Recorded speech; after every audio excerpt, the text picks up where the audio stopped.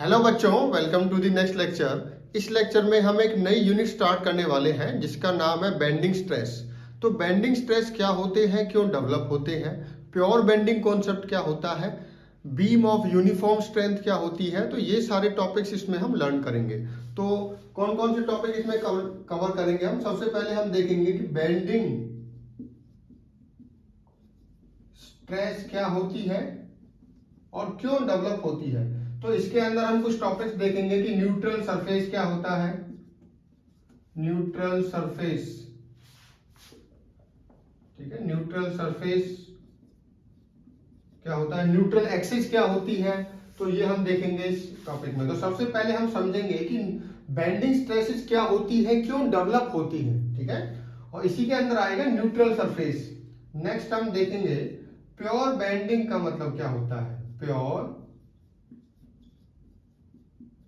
Pure bending concept क्या होता है। इसके अंदर हम प्योर बेंडिंग इक्वेशन को ड्राइव करेंगे। प्योर बेंडिंग इक्वेशन काफी इंपॉर्टेंट इक्वेशन है। ये इक्वेशन एग्जाम में आती है, यूनिवर्सिटी एग्जाम्स में भी आती है, गेट एग्जाम्स में भी आती है, ठीक है, इसके ऊपर क्वेश्चन भी आता है। तो प्योर बेंडिंग क्या होती है, प्योर बेंडिंग इक्वेशन को हम ड्राइव भी करेंगे, उसके ऊपर कुछ न्यूमेरिकल प्रॉब्लम भी हम सॉर्ट आउट करेंगे, ठीक है, सॉल्व करेंगे कुछ न्यूमेरिकल प्रॉब्लम। लास्ट में हम देखेंगे beam of uniform strength, beam of uniform strength,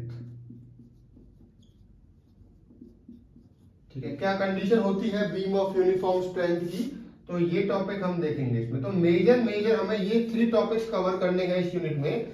सबसे पहले हम ये समझेंगे कि बेंडिंग स्ट्रेसेस किसी बीम में क्यों डेवलप होती है, प्योर बेंडिंग का मतलब क्या होता है, प्योर बेंडिंग इक्वेशन कैसे ड्राइव करते हैं, और लास्ट में हम देखेंगे कि यूनिफॉर्म स्ट्रेंथ की बीम का मतलब क्या होता है। कोई भी बीम को हम यूनिफॉर्म स्ट्रेंथ कब बुलाएंगे, ठीक है।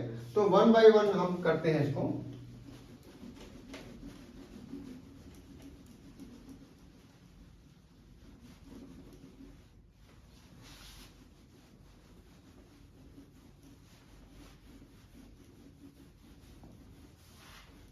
तो सबसे पहले ये देखते हैं कि बेंडिंग स्ट्रेसेस क्यों डेवलप होते हैं किसी बीम के अंदर। मान लीजिए लास्ट प्रीवियस लेक्चर्स में हमने कुछ बीम्स देखे थे जिसके ऊपर ट्रांसवर्स लोड लग रहा था, ठीक है। तो उसके बाद मान लीजिए ये कंडीशन मैं आपको दिखाता हूं, कोई कैंटिलीवर बीम है जिसकी लेंथ L है, ठीक है, मान लीजिए ये पॉइंट A है, ये पॉइंट B है आपका। तो इसके लिए जब हमने डायग्राम बनाया था, पहले हमने शियर फोर्स डायग्राम बनाया था, तो शियर फोर्स डायग्राम कुछ इस टाइप का बना था आपका W, ठीक है, यहां से लेके यहां तक W है, तो ये था शियर फोर्स डायग्राम। तो शियर फोर्स डायग्राम में क्या शो करते हैं कि शियर फोर्स की वैल्यू कितनी है, इस लोड के लगने के कारण बीम में कितना शियर फोर्स डेवलप हो रहा है। तो हमने देखा पूरी बीम में W शियर फोर्स, मान लो W किलो न्यूटन है, इतना किलो न्यूटन का शियर फोर्स डेवलप हो रहा। उसी टाइप से हमने बेंडिंग मोमेंट का डायग्राम भी बनाया था, वो कुछ इस टाइप से बना था। ये A पॉइंट है आपका, ये B पॉइंट है। तो बेंडिंग मोमेंट में हमने देखा यहाँ पर 0 है, यहाँ पर मैक्सिमम थी, मैक्सिमम वैल्यू क्या थी आपकी W इंटू L। ये हम पहले कवर कर चुके हैं, ठीक है, कैसे सॉल्व करते हैं ये मैंने आपको बताया था। जब आपकी प्रैक्टिस हो जाएगी तो बिना सॉल्व कर रही आप डायग्राम को प्लॉट कर सकते हो। तो ये किसका डायग्राम था, बेंडिंग मोमेंट डायग्राम। तो ध्यान से समझिए कि जब भी किसी बीम पे कोई ट्रांसवर्स लोड लगता है तो उसके कारण शियर फोर्स और बेंडिंग मोमेंट डेवलप होते हैं। शियर फोर्स तो क्या करेगा, बीम को शियर करने की कोशिश करेगा, ठीक है, काटने की कोशिश करेगा। बेंडिंग मोमेंट उसे बेंड करने की कोशिश करेगा। तो अभी हम शियर फोर्स पे फोकस नहीं करेंगे, हमारा फोकस रहेगा बेंडिंग मोमेंट पे। तो ट्रांसवर्स लोड के कारण बीम के अंदर बेंडिंग मोमेंट आता है, वो बेंडिंग मोमेंट इसको बेंड करने की कोशिश करता है। बीम बेंडिंग से बचने के लिए अपने अंदर स्ट्रेसेस डेवलप करती है, उसी स्ट्रेसेस को क्या बुलाते हैं, बेंडिंग स्ट्रेसेस। क्या बुलाते हैं, बेंडिंग स्ट्रेसेस, जिसको रिप्रेजेंट करते हैं सिग्मा बी से।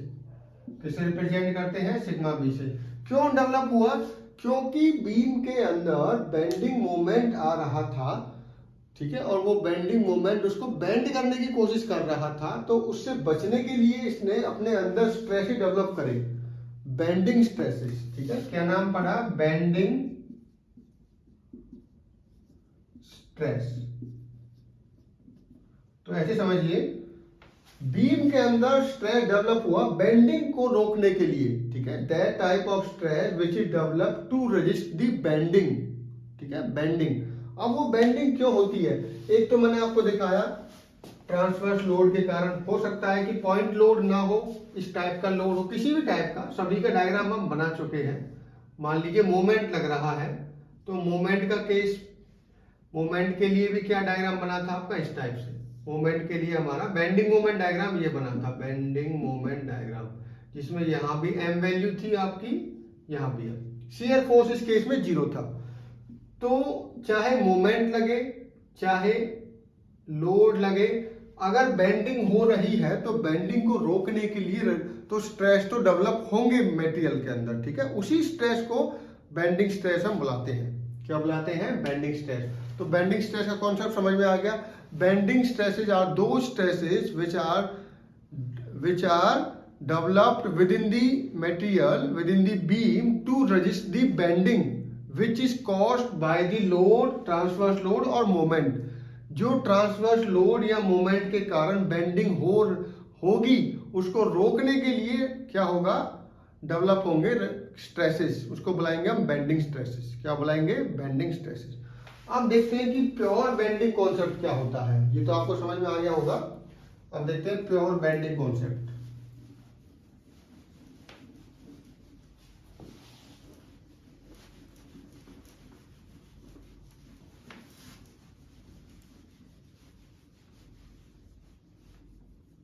देखिए प्योर बेंडिंग,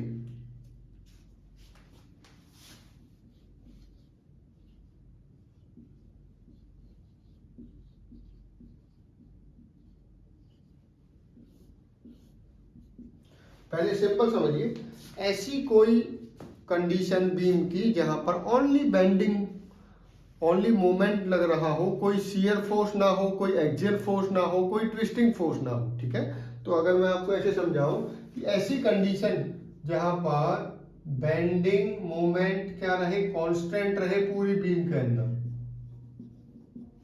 ठीक है, और शियर फोर्स की वैल्यू 0 है, एक्सियल फोर्स की भी वैल्यू 0 है, ट्विस्टिंग मोमेंट की भी वैल्यू 0 है, तो ऐसे केस को हम बुलाते हैं प्योर बेंडिंग। क्या बुलाते हैं?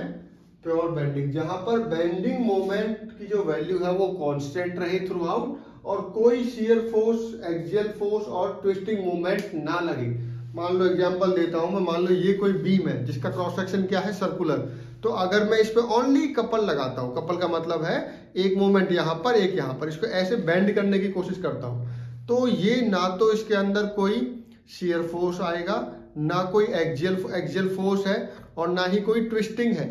तो अगर ओनली कपल लग रहा है, ठीक है, कपल लग रहा है, तो जिसके कारण ओनली प्योर बेंडिंग होगी, कुछ और नहीं होगा। प्योर बेंडिंग कोई ऐसा केस नहीं है।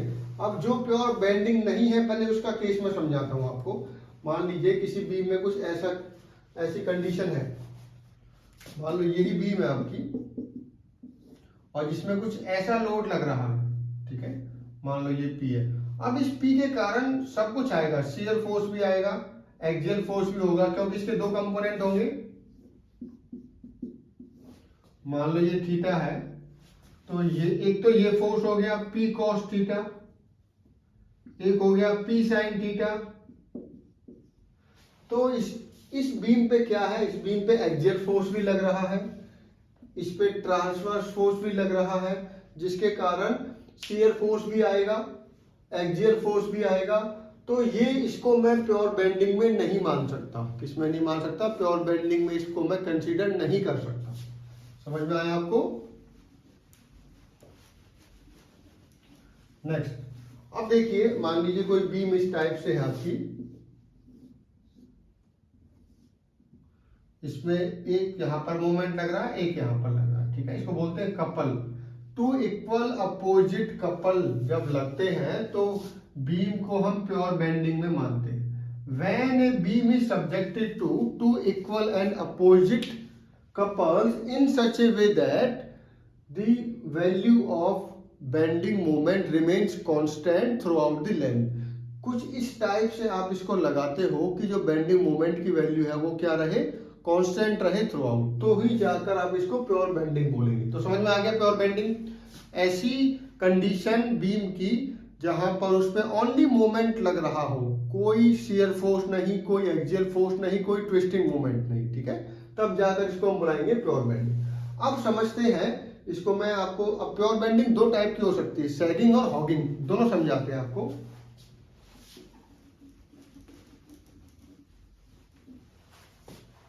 देखिए मान लीजिए पहले सैगिंग को समझते हैं।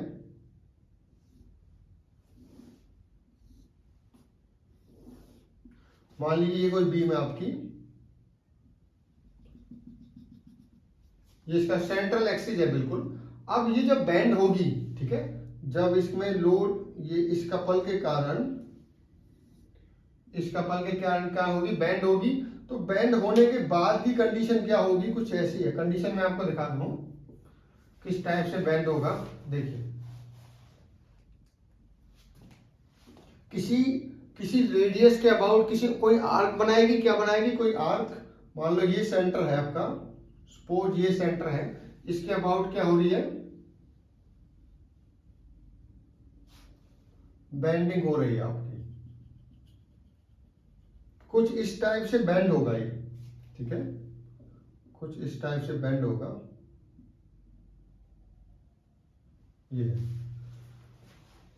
ये कुछ इस टाइप से बेंड होगा, ध्यान से समझिए इसे, ठीक है। होगा क्या, जो अब इसमें मैं नाम समझाता हूं आपको। मान लो ये सरफेस, इसका नाम है ए बी, इस सरफेस का नाम है सी डी, और जो बीच वाले का नाम है एन डैश। अब ये कोई आपका कोई भी ऑब्जेक्ट है जिसमें आप प्योर बेंडिंग कर रहे हो, इसमें ऊपर के सरफेस को ए बी, नीचे का सरफेस सी डी, और बीच वाले का बुला लेते हैं एन डैश, ठीक है। तो जब बेंडिंग होगी, ऊपर वाला क्या होगा, इसकी लेंथ कम हो जाएगी, कंप्रेसिव फोर्स लगेगा। नीचे वाले सरफेस में टेंसाइल फोर्स लगेगा, उसकी लेंथ बढ़ जाएगी। बट जो बीच वाला है उसमें कोई इंपैक्ट नहीं आएगा, ना तो लेंथ घटेगी ना बढ़ेगी। इसका मतलब इस पे स्ट्रेस कितना होगा, 0। तो इसको आपको ऐसे दिखाते हैं।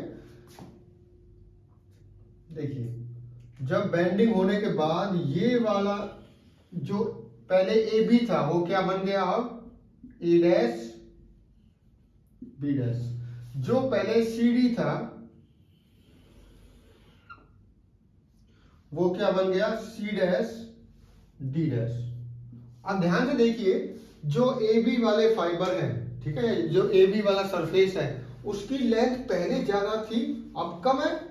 हम समझिए ए बी वाला जो सरफेस है वो क्या बन गया है, अब ए dash B dash.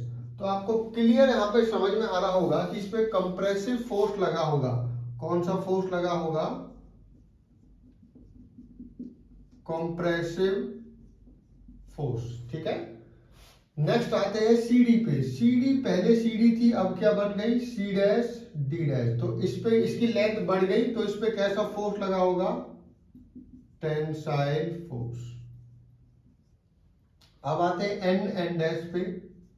N dash पहले भी एन डैश थी, अब भी यही है। तो ये क्या है, न्यूट्रल है, इसमें कोई फोर्स नहीं लगा, इसीलिए इसको हम बुलाते हैं न्यूट्रल एक्सिस या न्यूट्रल सरफेस। अभी मैं बताऊंगा न्यूट्रल एक्सिस और सरफेस में क्या डिफरेंस है। न्यूट्रल सरफेस अलग होता है, न्यूट्रल एक्सिस अलग होती है। तो आप समझिए जब बेंडिंग होगी तो एक एरिया ऐसा होगा जो ना तो कंप्रेस होगा ना टेंस, इस पे एलोंगेट होगा। अब खुद सोच के देखिए आप, अगर मैं इसको क्या करूंगा, बेंड करता हूं, तो ऊपर वाले क्या हो जाएंगे, मान लो ऐसे बेंडिंग कर रहा हूं ऊपर की तरफ, ठीक है, तो नीचे वाले क्या हो जाएंगे, एलोंगेट, और ऊपर वाला फाइबर क्या होगा, कंप्रेस हो जाएगा। बीच में एक ऐसा सरफेस होगा जिसपे कोई इंपैक्ट नहीं आएगा बेंडिंग का, ठीक है। तो मैं आगे आपको समझाऊंगा कि बेंडिंग स्ट्रेस 0 होते हैं न्यूट्रल एक्सिस पे, क्योंकि न्यूट्रल में कोई इंपैक्ट ही नहीं आ रहा, ना तो उसमें कंप्रेसिव फोर्स है ना टेंसाइल फोर्स है, तो उसमें स्ट्रेस क्यों आएगा, स्ट्रेस नहीं आएगा। तो बेंडिंग स्ट्रेस की वैल्यू 0 होती है न्यूट्रल एक्सिस पे या सरफेस पे।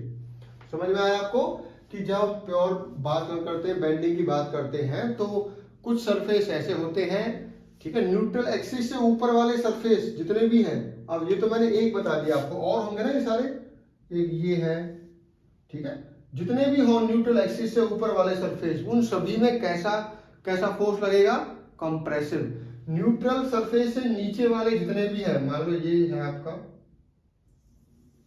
ये भी है आपका, जितने भी सरफेस न्यूट्रल एक्सिस से नीचे हैं उन सभी में लगेगा टेंसाइल फोर्स। कैसा आएगा, टेंसाइल। तो ये तो हो गया सैगिंग। कैसी, कैसा है ये, सैगिंग, सैगिंग सैगिंग बेंडिंग हो रही है यहाँ पर। तो ये कौन सी बेंडिंग है, सैगिंग, सैगिंग वाली होती है, ठीक है। अब हॉगिंग वाली और देख लीजिए आप।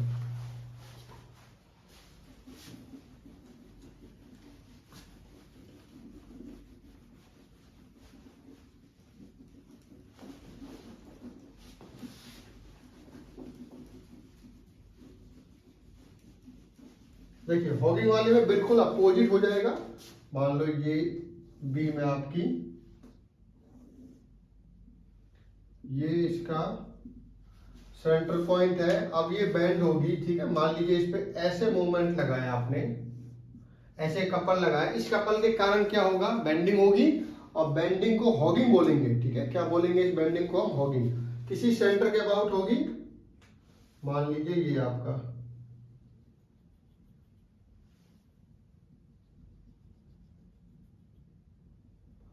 मान लो ये है आपका, ठीक है। इसको मान लेते हैं ओ पॉइंट है आपका, कौन सा है, O point, this is your O point. तो यहां पर आप देख पा रहे होंगे, ये जो नीचे वाला फाइबर है वो क्या हो गया, इसकी लेंथ तो कम हो गई, ऊपर वाले फाइबर की लेंथ क्या हुई, बढ़ गई आपकी।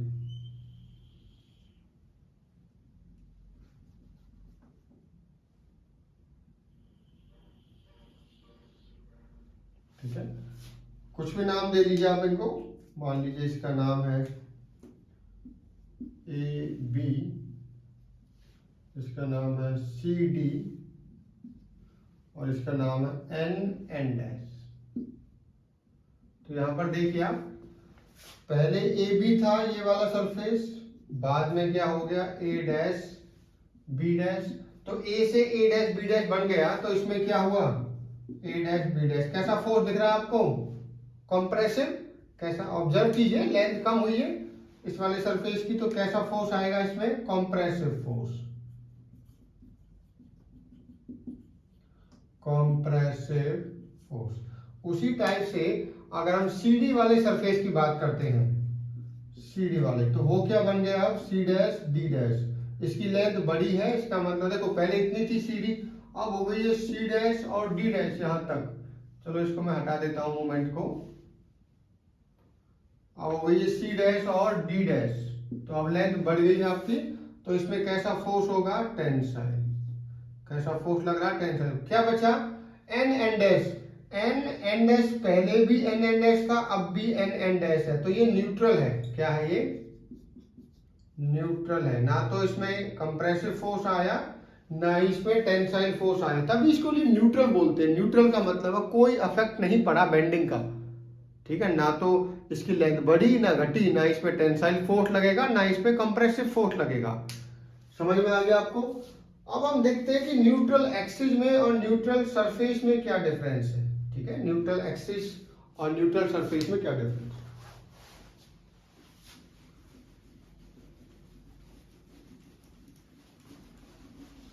अब मैं एक डायग्राम बनाऊंगा, उस डायग्राम में आपको न्यूट्रल सरफेस और एक्सिस दोनों दिख जाएंगे, आपको पता चल जाएगा क्या डिफरेंस है। देखिए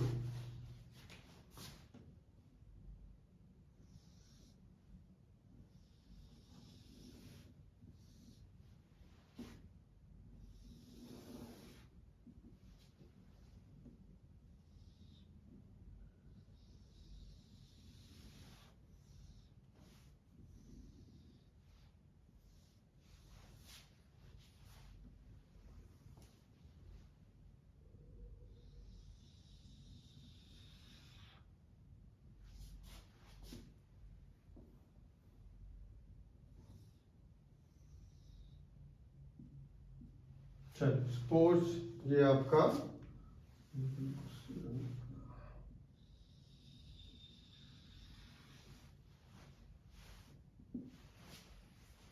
ठीक है, ये कोई बीम है हमारे पास। अब इस बीम में मोमेंट लग रहा है, ठीक है, उसी टाइप का मोमेंट है, कपल लग रहा है आपका। अब इसमें मुझे दिखाना है आपको कि किस टाइप से इसके अंदर न्यूट्रल सरफेस क्या होगा। देखिए, जब ये ऐसे करेगा तो एक ऐसा इसके अंदर सरफेस होगा, ऐसी एक्सिस होगी,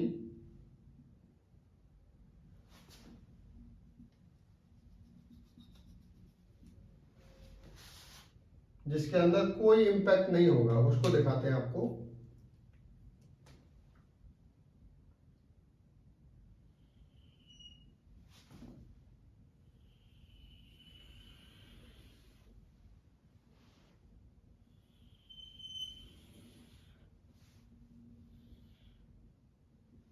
देखिए, ये वाला जो, जब इसमें आप क्या करोगे, जब आप इसके अंदर कपल लगाओगे, मान लो ये M है, ये भी M है आपका, तो इक्वल अपोजिट आपने इस पे कपल लगा दिया, तो कपल के कारण ऊपर वाला जो सरफेस है जो आपको दिख रहा है, इसका नाम रखता हूं, चलिए नाम देते हैं। ऊपर वाला सरफेस आपको दिख रहा होगा ABCD।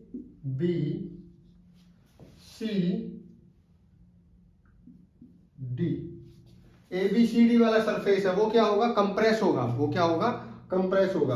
अब नीचे वाले पे आ जाओ, PQRS, PQRS। PQRS वाला सरफेस है, ये इलोंगेट होगा, ठीक है। अब इस बीच में एक ये सरफेस है, इसको नाम मैं देता हूं अभी, मान लीजिए इसका नाम है ये वाला सरफेस, ठीक है, इसका नाम देते हैं X। चलो इसमें देते हैं हम 1 2 3 and 4। इस सरफेस का नाम दिया हमने 1 2 3 4। तो अब इसको देखिए, आप ऑब्जर्व कीजिए, ये वाला सरफेस, तो ये वाला सरफेस है 1 2 3 4, ये क्या है, न्यूट्रल सरफेस है। इसको बुलाएंगे हम न्यूट्रल सरफेस पूरे को। तो अब एक्सिस कौन सी होगी, अब एक्सिस को समझो, ये इसके जो बिल्कुल सेंटर में जाएगा ये एक्सिस होगी, ठीक है, ये इसकी एक्सिस है। अब एक्सिस को कैसे डिफाइन करोगे, ये एक्सिस कोइंसाइड करेगी किसके साथ, क्रॉस सेक्शन के साथ, ठीक है। तो एक्सिस का नाम मैं बताता हूं, जब एक्सिस की बात करेंगे तो एन डैश। और समझ में आया आपको, देखो एन डैश तो है न्यूट्रल एक्सिस, और जो ये मेरा 1 2 3 4 है, ये न्यूट्रल सरफेस है। इसका नाम क्या है, न्यूट्रल सरफेस। तो जब हम सरफेस की बात करेंगे तो 1 2 3 4 की बात कर रहे हैं। ओनली जब हम एक्सिस की बात कर रहे हैं तो हम बात कर रहे हैं एन डैश की। और समझ में आया आपको। तो इस डायग्राम में आपको क्लियर हो गया होगा कि सरफेस का मतलब क्या है, एक्सिस का मतलब क्या है। जब हम 2D में बात करते हैं तो हमें ओनली लाइन दिखती है, बट अब मैंने 3 डायमेंशनल इसका व्यू बना दिया है, जिससे आपको आइडिया लग गया होगा। तो यहाँ पर मैं लिख देता हूँ कौन कौन से फाइबर में क्या क्या हो रहा है। अब देखिए ABCD में क्या हो रहा है, ABCD। इस सरफेस में क्या हो रहा है, इस सरफेस में कंप्रेसिव फोर्स लग रहा है। कैसा लग रहा है, कंप्रेसिव फोर्स।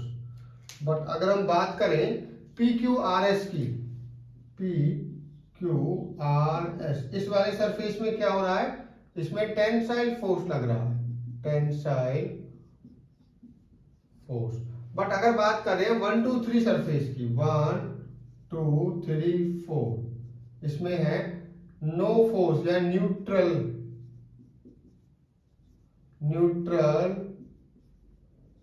सरफेस। और बात करें एन डैश की, तो न्यूट्रल एक्सिस है, इसका नाम क्या है, न्यूट्रल एक्सिस, ठीक है। अब आपको आइडिया लग गया होगा न्यूट्रल एक्सिस कौन सी है, न्यूट्रल सरफेस क्या है। इनको न्यूट्रल क्यों बुलाते हैं, क्योंकि ये बेंडिंग के टाइम न्यूट्रल बन जाते हैं, ना तो इलोंगेट होते हैं ना ही कंप्रेस होते हैं, ठीक है, इसलिए इनको न्यूट्रल बुलाते हैं। अब नेक्स्ट लेक्चर में हम देखेंगे प्योर बेंडिंग इक्वेशन क्या होती है, कैसे ड्राइव करते हैं। Thank you.